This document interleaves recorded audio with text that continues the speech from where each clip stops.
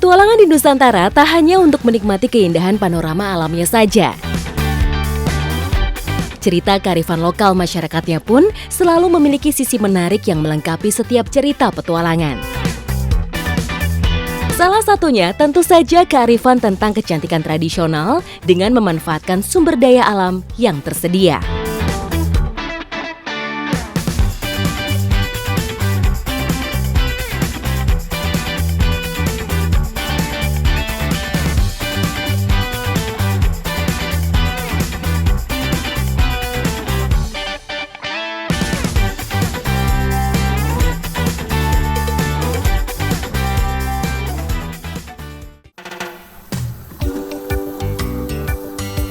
Cuaca terik khas Sumbawa memang menjadi pembuka petualang Rani Patricia dalam mencari bahan khusus untuk perawatan kecantikan tradisional. Mencari gose sudah menjadi salah satu pekerjaan utama masyarakat di Dusun Panobu.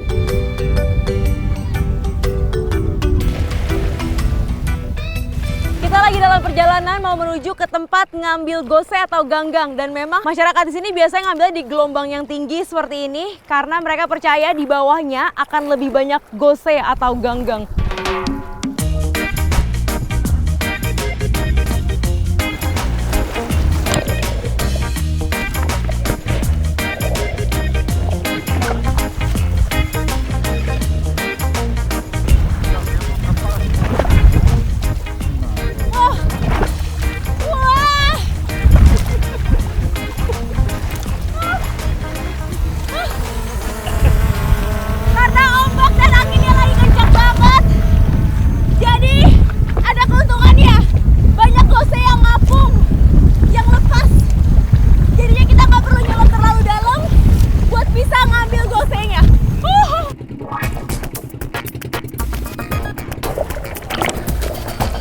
Tidak sulit untuk mencari ganggang laut di perairan Maci. Penyebarannya masih sangat banyak di sini. Ini membuktikan bahwa Laut Maci masih dalam kondisi yang sangat baik. Ganggang berperan besar dalam kelangsungan ekosistem di lautan. Ganggang merupakan salah satu sumber pakan ikan dan hewan air lainnya.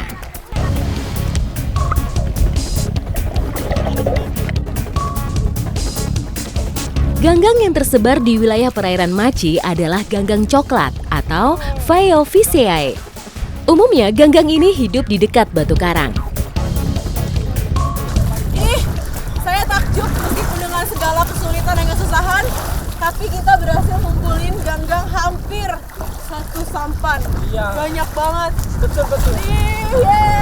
Kita berhasil. Nah ini biasanya setelah dapat, sama abangnya dikeringin. Ya, dikering. Habis itu ditimbang keringnya, dikirim ke berbagai kota di Indonesia. Bisa buat makanan ringan, bisa buat alat kecantikan. Tapi kalau saya nanti mau minta sedikit boleh ya? Iya. Saya mau buat bubur dari gose. Itu jejak saya, jejak petualang.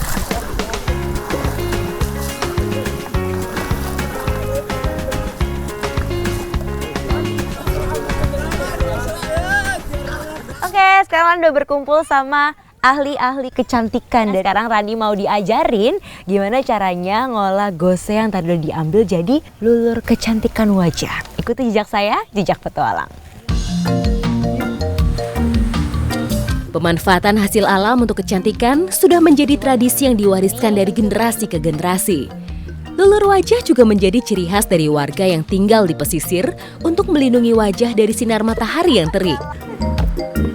Ini bahan-bahan pelengkapnya ya Ibu. Ada apa saja ini? Daun? Daun panas.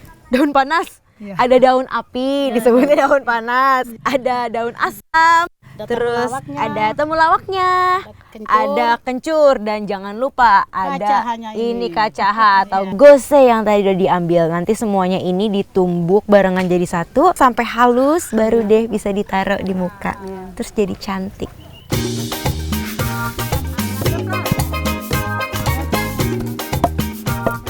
Kalau berasnya udah setengah halus, langsung kita campur sama bahan-bahan lainnya.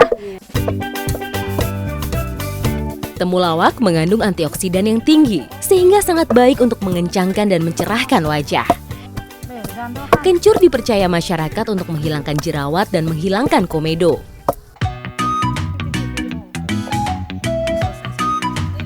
Gose ditambahkan sebagai bahan terakhir, tidak boleh dicampur dengan bahan lainnya. Teksturnya yang kenyal membuat gose cukup sulit untuk melebur menjadi satu dengan bahan yang lain. Proses penumbukan berlangsung hingga 30 menit. Sudah ini? Dah. Aduk sudah begini. Sini.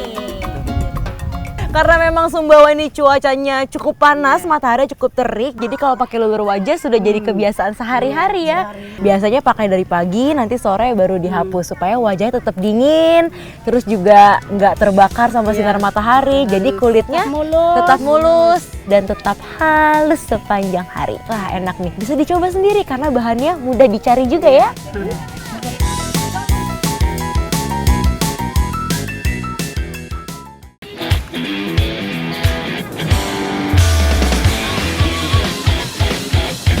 Kearifan lokal tentang kecantikan alami yang tradisional masih berlanjut. Panas banget ya Mama ya. Pulau Wesi ini memang sangat panas, apalagi kalau siang-siang karena memang pulaunya berada di tengah-tengah laut. Untuk masyarakat di sini punya satu ramuan jitu yang biasa diracik ya Mama ya. Nah ini salah satu bahan ya sudah di depan saya. Sebelumnya mau bantuin Mama dulu. Gimana Mama caranya? Badalepa menjadi ramuan ampuh masyarakat untuk menghadapi kondisi di pulau yang sangat terik menyengat. Sebuah resep alami kecantikan khas Pulau Osi.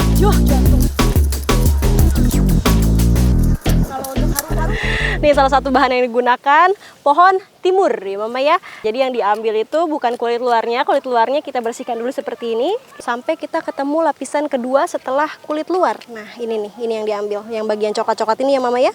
Seperti ini, dikerik-kerik ya Mama ya.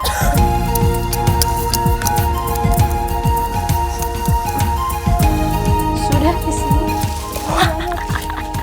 Sudah botak gini ya. Oh ini hasilnya banyak ya. Sudah cukup segini? Segini banyak? Sudah cukup.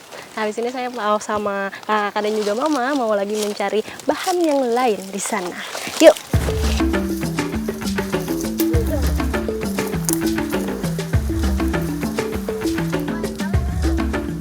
Oh, daun kelor. Satu lagi bahan yang kita cari, ini dia daun kelor. Bentuknya seperti ini. Ini yang diambil ya Mama ya, hanya daunnya saja ya, bulat-bulat. Ini fungsinya untuk mengecilkan pori-pori dan menghaluskan kulit ya Mama ya. Tapi tidak ada wanginya. Setiap bahan racikan yang dikumpulkan memiliki fungsi dan manfaatnya masing-masing. Seperti daun kelor yang punya kadar vitamin C dan vitamin A tinggi dan baik untuk kulit. Sudah? Ini dia bahan-bahan yang sudah kita ambil. Ini di sini sudah ada daun kelor dan juga pohon timur. Nah, ini dua-duanya semuanya bahan organik yang nanti akan dipakai dan juga untuk mencarinya tidak terlalu sulit karena adanya di dekat-dekat kebun warga dan juga rumah masyarakat di sini.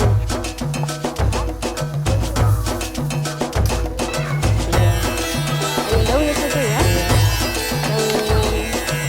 Mangkok. Bahan selanjutnya yang dipakai ini dia daun mangkok. Ini fungsinya untuk bikin nanti pas ini bedaknya ditaruh di muka itu merekat ya Mama ya, tidak lepas-lepas. Ini karena kalau ditumbuk dia mengeluarkan lendir yang bikin lengket.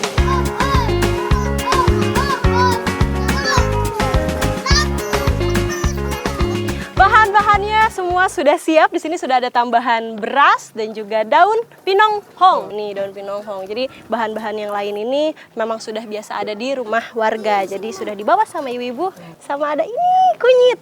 Kunyit juga ditumbuk bareng ya. Semuanya diracik menjadi satu. Beras merupakan bahan penting untuk pembuatan badalepa. Kandungan mineral dan protein pada beras akan membuat kulit wajah lebih putih dan memperkecil pori-pori.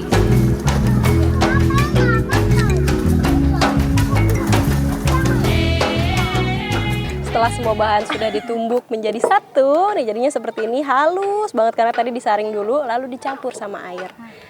Langsung kita aduk-aduk ya Kakak.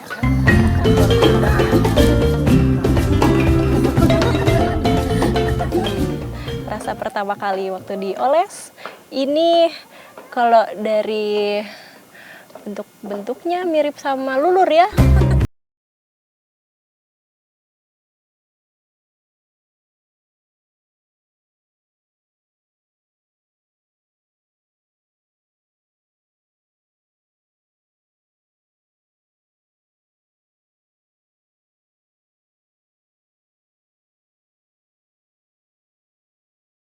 Kita senyum dulu. Sudah cantik kan? Kita semua wajahnya sudah berubah menjadi kuning dan sudah siap untuk jalan-jalan ke kampung ya Mama. Walaupun siang-siang kita tebar pesona saja tidak apa-apa karena sudah kuning, mukanya sudah cantik ya. Iya. Oke, siap semua? Siap. Ikuti jejak saya. Jejak petualang.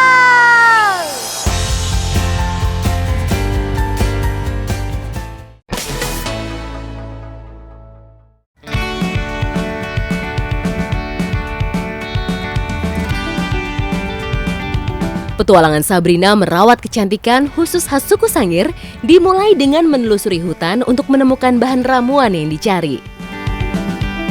Kalau bicara soal alam, ada banyak sekali manfaat yang diberikan kepada manusia, khususnya untuk kesehatan. Penasaran nggak tuh kita mau buat apa?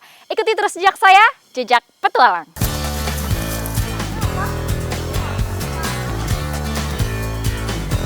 Ini pohon pertama yang mau kita ambil, namanya pohon kaluhagi. Nah, ini kalau dilihat ciri khasnya itu dia daunnya bercorak hijau dan kuning dan tingginya itu sekitar 3 meter. Nah, ini yang mau kita ambil batangnya aja.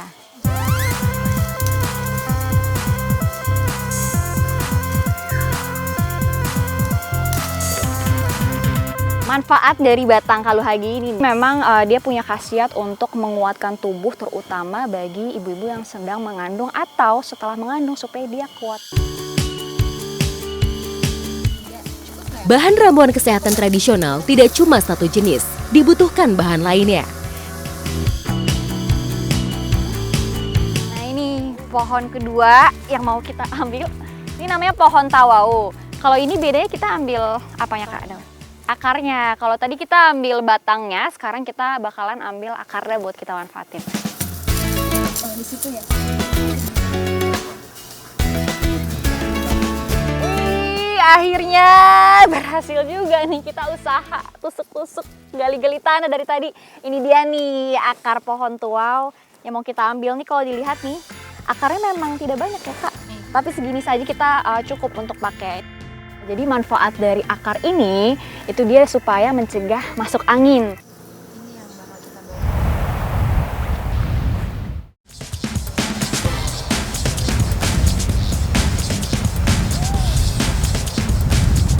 Kita lagi mau siap-siap nih buat bikin bakeranya. Tapi nih, ada tambahan tanaman yang bakal kita gunakan juga nih. Ada daun kaluhagi, daun serai lemon, daun pala, daun cengkeh, lemon, dan daun pandan. Campuran aneka bahan akan membuat ramuan lebih mujarab karena setiap bahan memiliki keunggulan masing-masing. Proses pembuatan ramuannya cukup sederhana. Potong kasar bahan yang sudah kita dapatkan. Nih, kita udah selesai potong-potong, habis ini mau kita langsung rebus.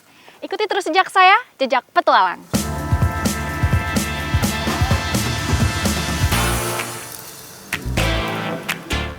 Proses perebusan menjadi bagian terpenting agar racikan ramuan mengeluarkan nutrisi yang bermanfaat bagi tubuh. Ini kita udah siap nih buat bakera. Jadi bakera itu adalah sauna khas tradisional di Pulau Sangihe, di mana ini dimanfaatkan oleh masyarakat untuk kesehatan. Nah, ini belakang saya udah ada ruangan buat bakeranya. Ini jadi bakera ini dia bakal memanfaatkan uap dari air yang tadi kita rebus bareng tanaman yang udah kita kumpulin nih. Jadi nanti kita langsung buka aja, Kak. Ayo langsung aja.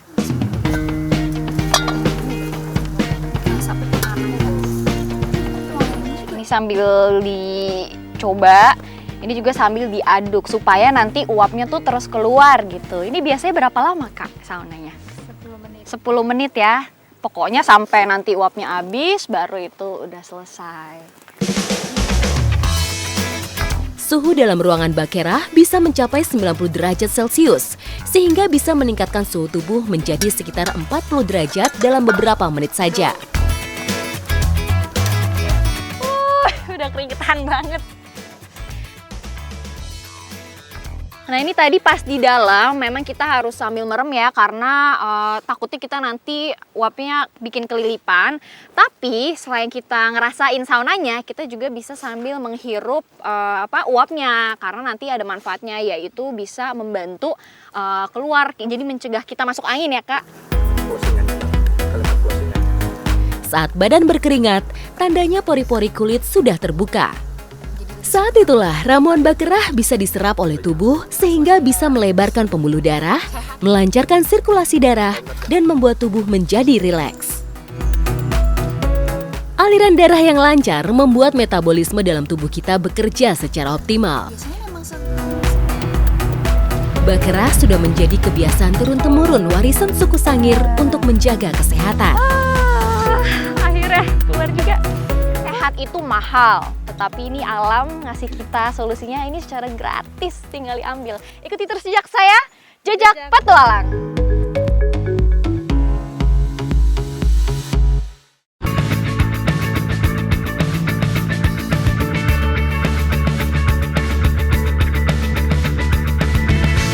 Cerita tentang hakikat cantik bagi suku-suku di Indonesia juga sudah lama dimiliki oleh masyarakat suku Mentawai di Sumatera Barat. Sebuah adat tradisi yang diwariskan dari para leluhur mereka dan masih diyakini hingga sekarang. Bagi suku Mentawai, gigi runcing menjadi simbol kecantikan perempuan dewasa. Ada gigi, ada tato. Iya, itu yang buat cantik ya. Si kere ya. Saya lagi sama wanita-wanita cantik di suku Mentawai ini, bisa dilihat di sini. Selain memang atributnya yang ngegenjreng banget tuh, ada bunga-bunga, ada kalung sama tato-tatonya, ada hal lain yang membuat wanita-wanita di suku Mentawai ini lebih menarik dan prosesnya juga sangat sakral dan juga unik. Kayak apa ya? Kayak apa mama itu digigit? Silamutenga. Bagi suku Mentawai, perempuan harus mampu melewati rasa sakit ketika gigi dikerik. Sakit yang diderita diyakini sebagai bagian penemuan jati diri. Di sisi lain, rasa nyeri luar biasa harus ditahan demi mendapat penampilan ideal. Nah ini lagi dimulai kikir giginya. Kan biasanya kalau saya tahu kikir gigi itu untuk meratakan, tapi kalau di sini itu untuk meruncingkan gigi. Ngilu.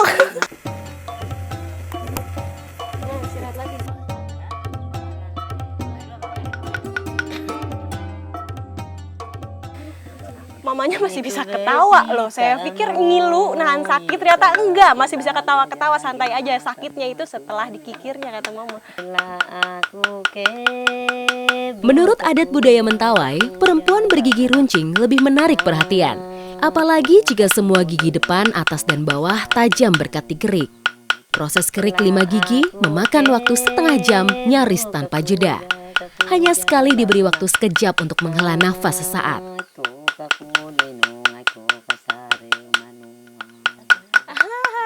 Ini mama yang di sebelah saya lagi nyanyi. Itu salah satu bentuk untuk nenangin pasien.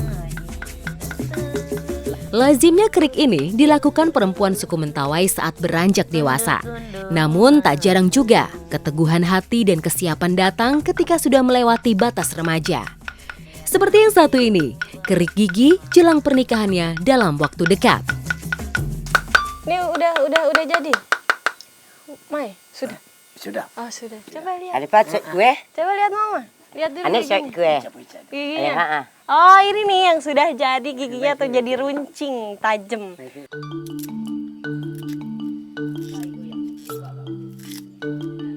Nah biasanya kan kalau habis kikir gigi ada rasa nyut-nyutan atau nyeri. Nah ini ada obatnya, kalau di sini namanya goju. Itu buat digigit biar rasa nyerinya itu agak-agak reda dan nggak sakit lagi ya mamanya. Tapi biasanya pakai pisang, tapi karena nggak ada jadi pakai goju digigit sampai ujung.